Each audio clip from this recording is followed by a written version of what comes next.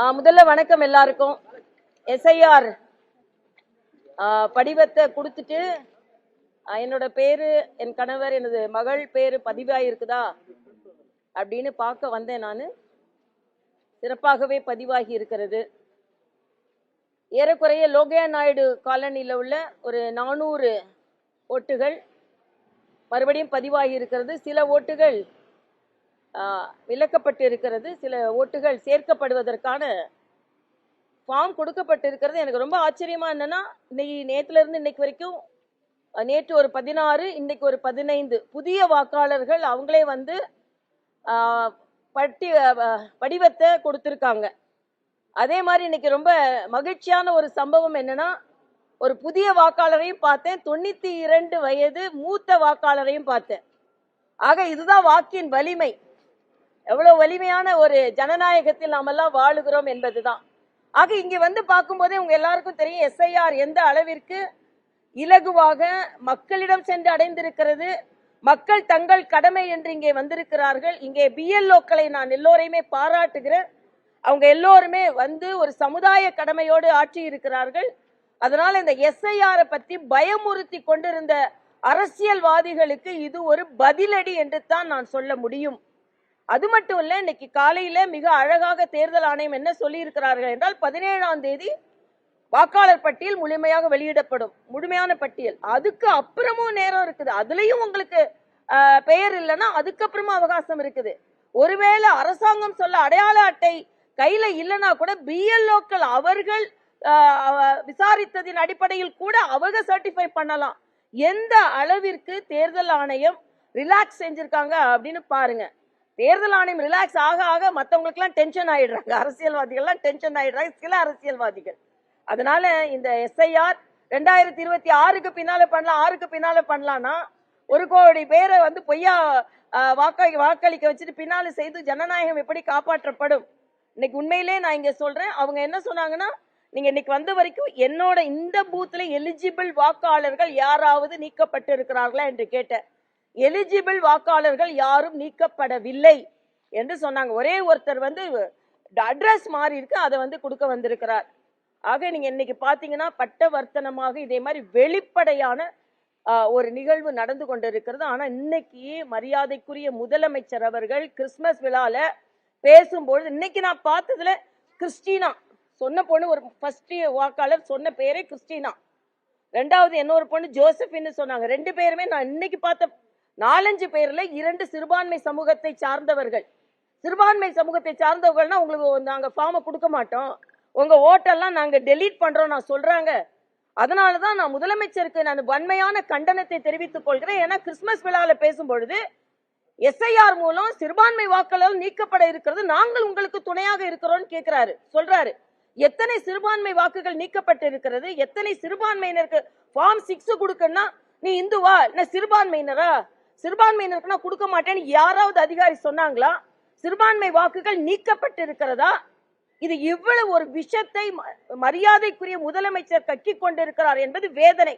அவர் எடுத்த அந்த ஓத்து நம்ம சொல்லுவோம் இல்லையா, உறுதிமொழிக்கு எதிராக அவர் செயலாற்றி கொண்டிருக்கிறார்.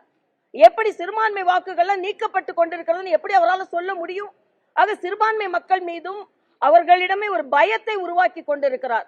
அதனால இது வன்மையாக கண்டிக்கத்தக்கது. அது மட்டும் இல்ல, நேற்று கிறிஸ்துமஸ் விழால போய் அவர்களை வாழ்த்துவதற்கு பதிலாக இந்துக்களை நிந்தனை செய்வதிலையும் பாஜகவை எதிர்ப்பதிலையுமே தனது நேரத்தை முழுவதுமாக செலவிட்டு, நான் தான் நேற்றே கேட்டு இருந்தேன், கேக்கு கட் பண்ண போனீங்களே முதலமைச்சர் அவர்களே, என்னைக்கான எங்க தீபாவளி விழாக்கு வந்து வெடி வெடித்திருக்கிறீர்களா எங்களோடு?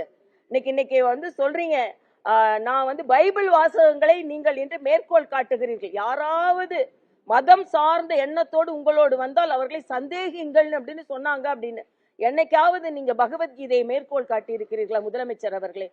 என்றைக்காவது நீங்க உணவுகளை எல்லா மதத்தை சார்ந்தவர்களும் பரிமாறிக்கொள்கிறார்கள் என்று சொல்கிறீர்களே, என்னைக்காவது இந்துக்களுக்கு வாழ்த்துக்களை நீங்கள் பரிமாறிக்கொண்டிருக்கிறீர்களா முதல்வர் அவர்களே? ஏன்னா முதல்வர் ஒரு துவேஷத்தை, வேற்றுமையை விதைத்து கொண்டிருக்கிறார். இது வன்மையாக கண்டிக்கத்தக்கது. முதலமைச்சர் என்பவர் எல்லோரையும் ஒற்றுமையாக இருக்க வைக்க வேண்டுமே தவிர தொடர்ந்து, அதாவது இந்துக்கள் தங்கள் உரிமையை பற்றி பேசினால் ஏதோ வெறியோடு பேசுகிறார் என்பதை போல ஒரு தோற்றத்தை ஏற்படுத்துகிறார்கள். அங்கே சில சிறுபான்மையினர் திமுகவுக்கு வாக்களிக்கணும்னு சொல்லும் போது அப்ப இந்துக்கள், இந்து மத தலைவர்கள் இந்துக்களுக்கு வாக்களிக்க சொன்னால் அது மதவாதம். ஆனால் வேறு மதத்தை சார்ந்தவர்கள் திமுகவுக்கு வாக்களிங்க சொன்னால் அது மதவாதம் இல்லை. ஆக இந்த போலி மதவாதத்தை தான் நாங்கள் எதிர்க்கிறோம் என்பதை நான் இங்கே வலிமையாக பதிவு செய்கிறேன். 10 வருஷமா வந்து பாத்தீங்கன்னா அதிமுக ஆட்சியில் தான் இருந்தாங்க. அப்போ வந்து இந்த போலி வாக்காளர்லாம் சேர்க்கும் போதெல்லாம் வந்து எதுவுமே பண்ணல. ஆனா இப்போ வந்து பாஜகவும் அதிமுகவும் வரவேற்கிறன்றது எந்த ஒரு ஏற்றுக்குறேன்னு சொல்லிட்டு முன்னாள் அமைச்சர் செந்தில் பாலாஜி எல்லாருமே திமுக சொல்லியிருக்காங்க. எப்படி செந்தில் பாலாஜி அப்படிதான் கேட்பாரு. ஏன்னா SSR என்ற ஒரு நடைமுறை இருந்தது. அப்போ எல்லா அரசியல் கட்சி தொண்டர்களும் அந்த வேலையை செஞ்சிருக்கணும். ஆனா சில நேரங்கள்ல நான் போட்டி போடும் பொழுது டி நகர் தொகுதியில 20,000 வாக்காளர்கள் எங்க பேர் இருக்கு, பேர் இல்லை, ஆனா வாக்காளர் அடையாள அட்டை. அதற்காகத்தான் இந்த SIR. இவ்வளவு நாள் உள்ள நடைமுறையில சில விதிமீறல்கள் இருந்து விட்டது. அதனாலதான் SIR. அதனால அதுக்கும் அரசியல் கட்சிகளுக்கும் சம்பந்தம் இல்லை. அன்னைக்கு திமுக தொண்டர்களும் இருந்தாங்க, இப்ப அதிமுக தொண்டர்களும் இருந்தாங்க, பாஜக தொண்டர்களும் இருந்தாங்க. ஆனா இன்னைக்கு SIR என்பது அதனாலதான் முற்றிலுமாக தூய்மைப்படுத்தப்படுகின்ற ஒரு பணி, தூய்மையான பட்டியல். அதுக்காக தான் SIR வேணும். மறுபடியும் மறுபடியும் அதே வாக்காளர்கள், இறந்தவர்கள், இடமாற்றம் செய்யப்பட்டவர்கள், டபுள் வாக்காளர்கள் என்று சொல்கின்ற இரட்டை வாக்காளர்கள், இவங்கெல்லாம் இருந்திடக்கூடாது என்பதற்காக தான் SIR. ஆக இன்னைக்கு 1 கோடி வாக்காளர்கள் நீக்கப்பட்டதன் மூலமாக ஏறக்குறைய SIR என்பது தேவை என்பது வலியுறுத்தப்பட்டிருக்கிறதா இல்லையா? இதான் நான் கேட்கின்ற கேள்வி. இல்லைன்னா இந்த 1 கோடி வாக்காளர்களும் அது இரட்டை வாக்காளர் இன்னைக்கு என்ன சொல்லலாம், மறுபடியும் பணி அவங்க பட்டியல் கொடுத்து வாக்காளராக சேர்க்கப்படலாம். ஆனா இன்னைக்கு கூட பாத்தீங்கன்னா பெருசா யாரும் சேர்க்க வரல, யாரும் டெலீட்டும் பண்ணல. இந்த பகுதி மக்கள்லாம் இங்க வந்து கொண்டு இருக்கிறாங்க, வெளிப்படையா லிஸ்ட வச்சிருக்கிறாங்க. ஆக அப்படி இருக்கும் பொழுது SIR-ஐ பத்தி ஒரு பூதம் மாதிரி, அது சிறுபான்மையினரை எல்லாம் வீட்டுக்கு அனுப்பிடுவாங்க அப்படின்ற ஒரு பூதம் மாதிரி ஒரு பயத்தை உருவாக்குவதை நான் வன்மையாக கண்டிக்கிறேன்.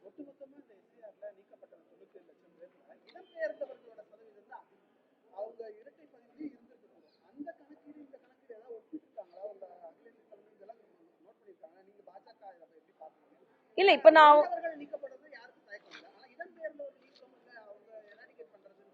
இல்ல இடம்பெயர்ந்தவர்கள் இன்னொரு இடத்துல பதிவு செய்யப்பட போறாங்க, அவ்வளவுதான். நேத்து வந்து ஒரு தலைவர் சொல்றாரு, ஒரு இடத்துல இடம்பெயர்ந்தாங்கன்னா இன்னொரு இடத்துல ஆட் ஆதானே ஆகணும் அப்படின்னு. எல்லாமே ஆட் ஆகாது. ஏன்னா டெலீட் ஆனவங்க எண்ணிக்கை அதிகமா இருந்திருக்கலாம். இப்போ ஒரு பெரியவர் 92 வயசு பெரியவர் என்ன சொன்னாருன்னா, நான் வேறு பகுதியில இருந்தேன், அங்க எனது நீக்கப்பட்டு நான் இங்க வந்து புதுசா கொடுக்கறேன்னு சொல்றாரு. அதான். ஆக இது எல்லாத்தையுமே வெளிப்படையா அதுக்குன்னு ப்ரொசீஜர் கொடுத்திருக்கும் பொழுது இதுல ஏன் நம்ம இவ்வளவு சந்தேகம்? இன்னும் சொல்ல போனா அடையாள அட்டையை பாத்தீங்கன்னா எல்லா அடையாள அட்டையும் இருந்து எதுவுமே என்கிட்ட இல்ல, ஆனா BLOக்கள் போய் விசாரிச்சுட்டு இவங்க இந்த ஓட்டர் தான் சொன்னா அதையும் தேர்தல் கமிஷன் ஏற்றுக்கொள்கிறது. எல்லாத்துக்கும் மேல புதிய வாக்காளர்கள் மகிழ்ச்சியாக இருக்கணும். என்னன்னா பழையபடினா ஒரு நாள் கொடுப்பாங்க, அன்னைக்குள்ள ஃபார்ம் கொடுக்கலன்னா அவங்க சேர முடியாது. ஆனா இந்த பாட்டி பாத்தீங்கன்னா 2026 ஆண்டுல ஜனவரி, ஜூன், அக்டோபர் இந்த 1ஆம் தேதி அவங்க 18 வயது பூர்த்தி அடைந்தா கூட அவங்க புதிய வாக்காளராக சேர முடியும். ஆக புதிய வாக்காளர்களுக்கு எவ்வளவு வாய்ப்பு, வாக்கு வலிமை அவர்களுக்கு கொடுக்கப்படுகிறது என்ற வகையில இதை நான் வரவேற்கிறேன், பாராட்டுகிறேன். அதே நேரத்தில் இதை எதிர்ப்பவர்களை நான் எதிர்க்கிறேன். இன்னைக்கு எதிர்ப்பவர்கள் என்ன பதில் சொல்லணும்னு நான் கேட்கிறேன். நாங்க இன்னைக்கு நேரடியா வந்து கேட்டோம், எல்லாரும் முன்னாலேயே தான் கேட்டேன், எத்தனை வாக்காளர்கள்? 450 வாக்காளர்கள் எலிஜிபிள் வாக்காளர்கள், தகுதியான வாக்காளர்கள் யாராவது நீக்கப்பட்டார்களா? இல்லை. இன்னைக்கு புதிய வாக்காளர்கள் எத்தனை பேர் கொடுத்தாங்க? நேற்று வந்து 18 வயது நிறைந்தவர்கள் 15 பேர் கொடுத்தாங்க, இன்னைக்கு 16 பேர் கொடுத்தாங்க. முன்னாலே தங்கச்சி கிறிஸ்டினா வந்து கொடுத்தாங்க. அது சிறுபான்மை வாக்குகள்லாம் நீக்கப்படுகிறது என்று சொல்வதே தவறு. அவர்கள் ஒரு அவநம்பிக்கையை ஏற்படுத்துவதும் தவறு என்பது எனது கருத்து.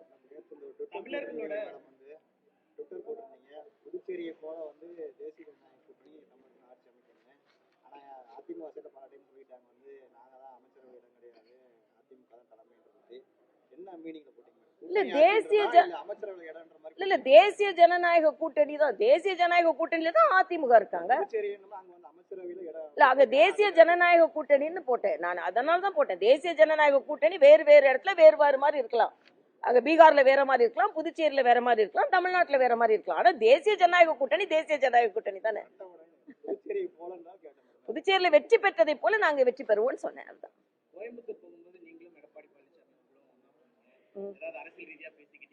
ஆமா பேசணும், ஒன்னாதான் போறோம், அதனால ஒன்னா போனோம். தேர்தல்ல ஒன்னா போறோம், அதனால விமானத்திலயும் ஒன்னா போனோம். இதுல என்ன பிரச்சனை இல்லை. அரசியல் தான் பேசணும், அரசியல் பேசலாம் நான் சொல்ல மாட்டேன், அரசியல் தான் பேசணும். அந்த நம்பிக்கையில தான் பாஜக அதிமுக கூட்டணி வெற்றி பெறும்ன்றது நான் தெளிவா சொல்றேன். அதனால நிச்சயமா அண்ணன் எடப்பாடி அவர்கள் தலைமையில ஆட்சி அமையும், பாஜக அதற்கு துணை நிற்கும், பாஜகவும் வெற்றி பெறும். தமிழ்நாட்டில் மிகப்பெரிய அரசியல் மாற்றம் வரும். ஏன்னா இன்னைக்கு மக்கள் மிகுந்த அன்பில் மகேஷ் பொய்யாமலேட்டு நான் ஒன்னே ஒன்று கேட்டுக்கிறேன். நீங்க உதயநிதிக்கு புகழ் பாடுங்க, ஆனா பள்ளியிலலாம் செவுரு ஒழுங்கா இருக்கா? குழந்தைங்களுக்கு பக்கத்துல போற வழி சரியா இருக்கா? ஒரு இடத்துல செவுரு விழுந்துருச்சு, ஒரு இடத்துல பாம்பு கடிச்சிருக்கு, ஒரு இடத்துல பாம்பு போய் கடிச்சிருக்குதுங்க. ஆசிரியர் வராங்களான்னு பார்த்தா பாடம் வருதான்னு பார்த்தா பாம்பு வருதுங்க. என்னங்க நடக்குது இங்க தமிழ்நாட்டுல? கல்லூரி பள்ளிக்குள்ளே கொலை நடக்குது. கத்தி கத்தி படிக்கிறாங்களான்னு தெரியாது, கத்தி கொண்டாடுறாங்க. பாதை சரியா இருக்கான்னு தெரியாது, போதையோட வர்றாங்க. ஆக இது ரொம்ப வருத்தத்துக்குரியது. ஆனா முதலமைச்சர் அவர்கள் இன்னைக்கு காலையில கூட திருநெல்வேலிக்கு போய், திருநெல்வேலியில நான் கேட்கிறேன், SEZ நாங்குநேரி என்னாச்சு? தெற்கு தேய்கிறதுன்னு சொல்லி கொண்டிருந்தீங்க, உங்க ஆட்சியில என்ன அளவுக்கு தெற்கு வாழ்ந்திருக்கிறது? இன்னைக்கு அகழ்வாராய்ச்சியில எல்லாத்தையும் பாரதிய ஜனதா கட்சி மறைக்கிறதுன்னு சொல்றாரு. கீழடிக்கு அதிக நிதி ஒதுக்கியது மரியாதைக்குரிய பாரத பிரதமர் அவர்கள். கீழடியில அதை ஆரம்பித்து வைப்பதற்கு அன்றைய சுற்றுலாத்துறை அமைச்சர் டாக்டர் மகேஷையும் அதே மாதிரி மரியாதைக்குரிய நிர்மலா சீதாராமன் அவர்களையும் கூட்டிட்டு போனது நானு. அந்த நேரத்துல கம்யூனிஸ்ட் கருப்பு கொடி காட்டினாங்க. இந்தி கூட்டணியை சார்ந்தவர்கள் இன்றைக்கு இந்திய கூட்டணி சார்ந்த கருப்பு கொடி காட்டினாங்க. ஆனா அதே மாதிரி இன்னைக்கு ஆதிச்சநல்லூர், இன்னைக்கு நமது அகழ்வாராய்ச்சிகளுக்கு ஒரு எக்ஸிபிஷன் வேணும்னு, அருங்காட்சியகம் வேணும்னு அடிக்கல் நாட்டியது மரியாதைக்குரிய நிர்மலா சீதாராமன் அவர்கள். யூபி அரசாங்கத்துல எவ்வளவு செஞ்சீங்க? எத்தனை அருங்காட்சியகம் ஓபன் பண்ணீங்க? எத்தனை ரயில் விட்டீங்க? எத்தனை விமான நிலையங்களை விரிவுபடுத்தினீங்க? எத்தனை போர்ட்டை விரிவுபடுத்தினீங்க? எல்லாத்தையும் பட்டியலிடட்டும். என்னால 2014 இருந்து 2024 வரை மோடி அரசு தமிழ்நாட்டுக்கு என்னெல்லாம் செஞ்சதுன்னு பட்டியலிட முடியும். ஆனா நீங்க கூட்டணியில இருந்த 20 ஆண்டுகள், ஏறக்குறை 20 ஆண்டுகள் தமிழ்நாட்டுக்கு என்ன செஞ்சீங்கன்னா ஒன்னும் பதில் சொல்ல முடியாது முதலமைச்சர் அவர்களால். நான் இன்னைக்கே சவால் விடுறேங்க. நான் NDA அரசாங்கத்துல என்னென்ன தமிழகத்திற்கு செஞ்சோன்னு அடிப்படை கட்டமைப்பில் இருந்து, வந்தே பாரத் ட்ரெயின்ல இருந்து, மருத்துவக் கல்லூரிகள் கொடுத்ததில் இருந்து என்னால பட்டியலிட முடியும். யூபி அரசாங்கத்துல நீங்க 5 அமைச்சர் வச்சுட்டு என்ன செஞ்சீங்கன்னு நான் கேட்கிறேன். சும்மா காலையில ஆரம்பிச்சு ஒன்றிய அரசு ஒன்றிய அரசு ஒன்றிய அரசு. நான் கேட்கிறேன், திடீர்னு முதலமைச்சரை கனவுல அவங்க ஆட்சியில இருக்கும்போது அது மத்திய அரசு, பிஜேபி ஆட்சியில இருந்தா அது ஒன்றிய அரசு. திடீர் காலையில இருந்து மக்களுக்கு சலிச்சு போச்சுங்க. நேற்று கிறிஸ்துமஸ் விழாவிலையும் பாஜக ஒன்றிய அரசு, இன்னைக்கு காலையில திருநெல்வேலியில போய் அங்கேயும் ஒன்றிய அரசு. நீங்க என்னதான் மக்கள், நீங்க சொல்ல சொல்ல சொல்ல எவ்வளவு ஒன்றிய அரசை பார்த்து மிரண்டு போய் இருக்கிறீர்கள் என்று நன்றாக தெரிகிறது. எல்லாத்துக்கும் மேல திருப்பரங்குன்றங்க. திருப்பரங்குன்றத்தில் ஒரு பூரணச்சந்திரன் இன்னைக்கு உடல் முழுவதும் தீக்கொளித்து அவரை பத்தி மோசமாக சமூக வலைதளங்கள்ல பதிவிடுறீங்க. ஒருத்தர் கேட்கிறாரு, தமிழ்நாடு முழுசா பத்தி எரியுதான்னு கேட்கிறார். பத்தி எரியணும்னு நினைக்கிறீங்களா? இதுதான் இந்துக்கள்ங்க. இந்துக்கள் நாங்க அமைதியா அவங்க இருந்து ஓட்டுல காமிக்க போறாங்க. மற்றவர்கள் பத்தி எரிஞ்சதுன்னா பாத்தீங்களா பாத்தீங்களா பாத்தீங்களா மதவேற்றை ஏற்படுத்துறாங்கன்னு சொல்றாங்க. அவங்களுக்காக நாங்க வருத்தப்படுகிறோம். பூரணச்சந்திரன் மாதிரி இன்னும் பல உயிர்கள் போகக்கூடாது என்று நினைக்கிறோம். ஆனா திருப்பரங்குன்றத்தில் விளக்கேற்றும் உரிமையை நாங்கள் பெறுவோம் என்பதை நான் தெளிவாக சொல்லிக் கொள்கிறேன். இன்னைக்கு அங்க கந்தூரி விழாக்கு கொடியேத்துறீங்க, அதை தடுத்தாங்களா இந்துக்கள்? எங்கேயாவது தடுத்தாங்களா? தடுக்கல. ஆனா விளக்கு தூணை தடுக்கிறீங்க. ஆக இந்துக்களுக்கும் சிறுபான்மையினருக்கும் வேற்றுமை ஏற்படுத்துவதே முதலமைச்சர் தாங்க. சேர்ந்துட போறாங்களே, சேர்ந்துட்டா நாம சோர்ந்து போயிருவோமேன்னு சேர்ந்துடக்கூடாதுன்னு நான் பீட்டர் போன்ஸை கேட்கிறேன். சொல்றாரு அங்க எரிச்சாங்க இங்க எரிச்சாங்கன்னு. நீங்க சிக்குகளை இந்திரா காந்தி கொலை உண்டவுடன் என்ன பண்ணீங்க? நீங்க அங்க ஏன் இலங்கை தமிழர்கள் என்னங்க நீங்க செஞ்சீங்க? இலங்கை தமிழர்கள் எரித்து கொல்லப்பட்ட போது நீங்க ஆட்சியில இருந்தீங்க, என்ன செஞ்சீங்க? அதனால இன்னைக்கு நாடு பாதுகாப்பாக இருக்கிறது, மக்கள் பாதுகாப்பாக இருக்கிறார்கள். SIR உண்மையிலேயே ஜனநாயக முறைப்படி நடைபெற்றுக் கொண்டிருக்கிறது. ஏற்கனவே எனக்கு மகிழ்ச்சி. இங்க பார்த்த உடனே BLOக்கள் எவ்வளவு மகிழ்ச்சியா இருக்காங்க தெரியுமா? நாம் ஒரு ஜனநாயக கடமையில நம்மளோட பங்கை ஆற்றிட்டோம் என்று. அதனால ஒரு நல்ல நிகழ்வு நடந்திருக்கிறது. 97 லட்சம் பேர் நீக்கப்பட்டிருக்கிறார்கள். இறந்தவர்கள் எல்லாம் சொர்க்கத்தில் அமைதியாக இருப்பார்கள். திமுக நம்மள எலெக்ஷன் அன்னைக்கு தொந்தரவு பண்ண மாட்டான், லைன்ல வைக்க மாட்டான்னு மகிழ்ச்சியா இருக்கிறாங்க. நான் நினைத்துக் கொள்கிறேன். தொடர்ந்து தமிழக மக்கள் தமிழிசைக்கு ஏமாற்றம் கொடுத்து கொண்டுதான் இருக்கிறாங்க. 2026 தமிழிசை அவர்கள் போட்டியிட்டால் ஏமாற்றம் தான் மிஞ்சும் சொல்லிட்டு அமைச்சர் சேகர்பாபு சொல்றாரு. அமைச்சர் சேகர்பாபு மாதிரி அம்மா கிட்ட இருந்து அதுக்கப்புறம் ஐயா அப்பாட்ட வரல. நான் வெற்றி பெறணுன்றதுக்காக நான் எங்க மோடி கிட்டே தான் இருக்கிறேன் என்னைக்கும். எங்க டாடி கிட்டே நான் போல, நான் மோடி கிட்ட தான் இருக்கிறேன். எங்க டாடி கிட்ட போனா நான் போய் ஜெயிச்சிருப்பேன். ஆனா எங்களோட கொள்கை பிடிப்பு, நீங்க எல்லாம் எங்களை பத்தி பேசுறதுக்கு உங்களுக்கு தார்மீக உரிமையே இல்ல. அம்மா அம்மான்ட்டு இப்ப அப்பா அப்பான்னு பின்னால போயிட்டு இருக்கீங்க. நாளைக்கு உதயா உதயா உதயான்னு போவீங்க, இனியான்னு போவீங்க. நாங்க அப்படி இல்லைங்க. நாங்க தேசம்னா தேசம். நாங்க தோட்டாலும் நான் தேசத்துக்காக நிக்கிறேன், துணிச்சலா நிப்பேங்க. நான் நிப்பேங்க, நின்னா ஜெயிப்பேங்க. ஜெயிக்கலன்னா தோத்தாலும் நான் ஜெயிப்பேன்னு சொல்லுங்க. தமிழக மக்களுக்காக நிக்கிறேன். நான் இன்னைக்கு ஆளுநரா இருக்காம வந்து தெருல நின்னு ஓட்டு கேட்கறதே வெற்றி நான் நினைக்கிறேங்க. நான் நினைக்கிறேன். நான் போய் அங்க ஒரு உங்களை மாதிரி இல்லையே, நம்ம டாக்டராவே நான் தொழில் செஞ்சுட்டு இருந்தேன். ஆளுநரா இருந்தேன். அங்கே உள்ள உட்கார்ந்து இருந்திருக்காங்களா இல்ல? ஏன் வந்தேன்? தமிழக மக்களை பார்க்க வேண்டும் என்று வந்தேன். அதனால அண்ணன் சேகர் பாபுக்காக நான் வரல, என்னை சேர்த்துக் கொள்கின்ற மக்களுக்காக வந்திருக்கேன். 2026 நீங்களா நானான்னு பாத்துடலாம்னு நான் சொல்றேன். பாத்துடலாம். திருப்பரங்குன்றத்தில் நீ சிரித்தால் அங்கே திருப்பரங்குன்றத்தில் திருப்பங்கள் வரும்னு சொல்றேன்.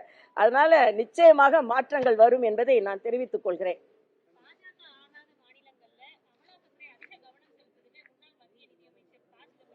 ப. சிதம்பரம், நான் கேட்கிற ஒரே ஒரு கேள்விதான் ப. சிதம்பரத்தை கேட்கிறேன். நிதி அமைச்சரா இருந்து தமிழக மக்களுக்கு நீங்க கொண்டு வந்தது என்ன? தம்பி கார்த்திகே சொல்றாரு, நாங்க கொஞ்சம் சிவகங்கைய பார்க்காம விட்டுட்டோம், அதனால மன்னிச்சுக்கோங்க. அவங்க கான்ஸ்டிடியூன்சிக்குள்ளே ஒரு ஊரை அவங்களால பார்க்க முடியல. ஆனா இன்னைக்கு சொல்றாங்க, அவர் சொல்றாரு இன்னைக்கு காந்தி கொல்லப்பட்டாராம். எப்படி? மீண்டும் ஒரு முறை கொல்லப்பட்டார். முதல்ல கொன்னது யாரு? அதாவது இல்ல ரொம்ப கவலை அளிக்கக்கூடியதா ஒன்றது. இந்த காங்கிரஸை கலைத்து விடுங்கள் என்று சொல்லி அந்த காந்தியோட பேரை கேட்காம அந்த காங்கிரஸை வச்சிருக்கிறதுனால தான் நீங்க தான் காந்தியை கொன்று கொண்டு இருக்கிறீர்கள்.